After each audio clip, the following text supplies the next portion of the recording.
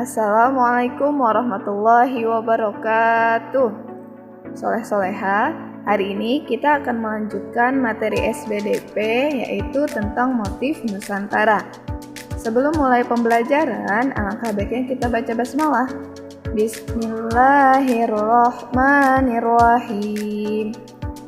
Oke, sekarang kita mulai belajar ya. Indonesia memiliki keragaman motif hias. Hampir setiap daerah di Indonesia memiliki motif hias yang menjadi ciri khas daerah tersebut. Kompetensi dasar hari ini yaitu mengidentifikasi jenis motif hias pada karya seni rupa Nusantara daerah lain. Motif hias terdiri atas motif geometris, motif hewan, motif tumbuhan, dan motif manusia yang berfungsi sebagai hiasan. Motif hias di Indonesia memiliki banyak ragamnya dan memiliki makna masing-masing. Misalnya, ornamen corak tumbuhan umumnya bermotifkan bunga dan daun yang memiliki arti rejeki yang tidak putus-putusnya, seperti menjalarnya bunga itu. Kemudian, ornamen corak binatang umumnya bentuk yang sering ditemukan adalah kepala kerbau yang disimbolkan sebagai bumi yang subur, penunjuk jalan, binatang tunggangan, dan status sosial. Kemudian bentuk naga yang diartikan simbol wanita yang sifatnya lemah lembut, kekuatan yang dahsyat, dan selanjutnya bentuk ayam jantan yang diartikan sebagai keuletan dan keberanian agar kehidupan dalam rumah senantiasa dalam keadaan baik dan membawa keberuntungan. Ornamen corak alam lainnya umumnya bermotifkan kaligrafi dari kebudayaan Islam. Penggunaan ragam hias ornamen tersebut menandakan bahwa derajat penghuninya tinggi. Nah, selanjutnya yaitu penerapan motif hias. Motif yang pertama yaitu motif hias pada bangunan rumah, yang kedua motif hias pada senjata tradisional, yang ketiga motif hias pada alat musik tradisional, dan yang keempat musik hias pada candi. Kita bahas yang pertama, motif hias pada bangunan rumah. Setiap daerah di Indonesia memiliki rumah adat. Di setiap bangunan rumah adat memiliki motif hias yang menjadi ciri khas tersendiri. Motif hias pada bangunan rumah biasanya berupa ukiran. Misalnya, ukiran pada tiang bangunan, ukiran pada pintu, dan ukiran pada atap. Nah, berikut merupakan contoh-contoh bangunan rumah yang memiliki motif hias. Yang pertama, rumah gadang di Sumatera Barat. Bentuk atapnya mempunyai lengkung ke atas, kurang lebih setengah lingkaran, dan berasal dari daun rumbio atau nipah. Bentuknya menyerupai tanduk kerbau dengan jumlah lengkung 4 atau 6, dengan satu lengkungan ke arah depan rumah. Bentuk rumah gadang sendiri dapat diibaratkan seperti bentuk kapal, kecil di bawah dan besar di atas. Kemudian contoh yang kedua yaitu rumah tongkonan di Sulawesi Selatan. Bagian depan rumah selalu diberikan tanduk kerbau untuk melihat strata sosial pemiliknya. Rumah tongkongan memiliki beberapa ciri khas, mulai dari ukiran yang ada di dinding memiliki 4 warna dasar dengan nilai filosofi di setiap warnanya. Tanduk merupakan budaya dari suku Toraja yang melambangkan kemewahan dan kekayaan.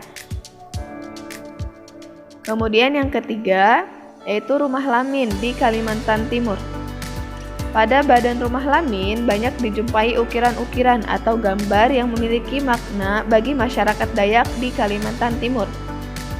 Nah, salah satu fungsi dari ukiran-ukiran atau gambar pada tubuh rumah lamin adalah untuk menjaga keluarga yang hidup dalam rumah dari bahaya. Bahaya di sini adalah ilmu-ilmu hitam yang umumnya ada di masyarakat Dayak yang digunakan untuk mencelakai warga setempat.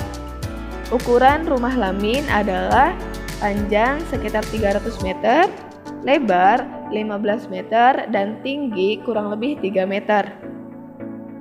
Selanjutnya, motif hias pada senjata tradisional. Contohnya yaitu keris. Keris memiliki berbagai macam bentuk, misalnya ada yang bilahnya berkelok-kelok atau selalu berbilang ganjil, dan ada pula yang berbilah lurus. Orang Jawa menganggap perbedaan bentuk ini memiliki efek esoteri yang berbeda. Penggunaan keris sendiri tersebar di masyarakat rumpun Melayu. Pada masa sekarang, keris umum dikenal di daerah Indonesia, terutama di daerah Jawa, Madura, Bali atau Lombok, Sumatera, sebagian Kalimantan, dan sebagian Sulawesi. Kemudian, contoh yang kedua yaitu mandau. Mandau merupakan senjata khas yang dimiliki oleh suku Dayak di Kalimantan. Benda ini tidak pernah lepas dari pemiliknya karena juga sebagai simbol kehormatan dan jati diri. Mandau terdiri dari dua bagian, yaitu bilah dan sarung atau kumpang. Bagian bilah mandau berbentuk menyerupai burung rangkong yang oleh masyarakat Dayak dianggap hewan suci. Sementara itu, kumpang terbuat dari kayu berlapis tanduk rusa yang diukir. Selanjutnya, motif hias pada alat musik yaitu alat musik gamelan Bali. Alat musik gamelan Bali ini biasanya ditampilkan sebagai pengiring pada suatu pertunjukan kesenian di Bali, baik itu yang bersifat sakral maupun hiburan. Dalam hal keagamaan, gamelan ini sering ditampilkan dalam mengiringi berjalannya upacara keagamaan atau dalam mengiringi tarian tradisional yang sifatnya sakral. Sedangkan dalam hal hiburan, gamelan Bali sering ditampilkan sebagai pertunjukan musik ataupun pengiring berbagai kesenian yang sifatnya hiburan yang ada di Provinsi Bali. Selanjutnya yaitu alat musik tifa. Instrumen tifa merupakan salah satu alat musik kebanggaan Indonesia yang berasal dari Papua. Selain dikenal di daerah tersebut, instrumen tifa ini juga banyak digunakan di daerah Maluku dan menjadi alat musik tradisional ciri khas dari pulau tersebut. Selanjutnya motif hias pada candi. Nah, ini adalah salah satu contoh relief pada Candi Borobudur. Relief ini merupakan relief Karmawibangga Panil. Petani yang digambarkan pada relief sedang membasmi hama tikus di kebun. Kebun yang digambarkan adalah kebun pisang. Pemburu yang terdiri atas 3 orang pemburu dan 2 diantaranya sedang memegang panah untuk menangkap burung. Adapun nelayan digambarkan sedang menangkap ikan menggunakan alat untuk menangkap ikan. Di bagian lain, seseorang memanggul ikan yang diikat pada sebatang tongkat. Nah, ini contoh relief pada Candi Prambanan. Yang cukup unik pada relief ini adalah masing-masing relief hewan selalu ditempatkan berpasangan.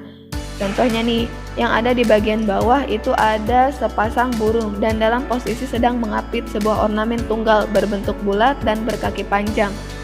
Ornamen tunggal tersebut adalah pohon kalpataru, sedangkan sepasang burung yang berada di atasnya dikatakan menyerupai burung kakatua. Oke, materi dari Ustadzah cukup. Kurang lebihnya mohon maaf. Jika kalian ingin bertanya, silahkan chat Ustadzah atau ke wali kelas masing-masing, atau boleh tuliskan di kolom komentar. Kurang lebihnya mohon maaf. Assalamualaikum warahmatullahi wabarakatuh.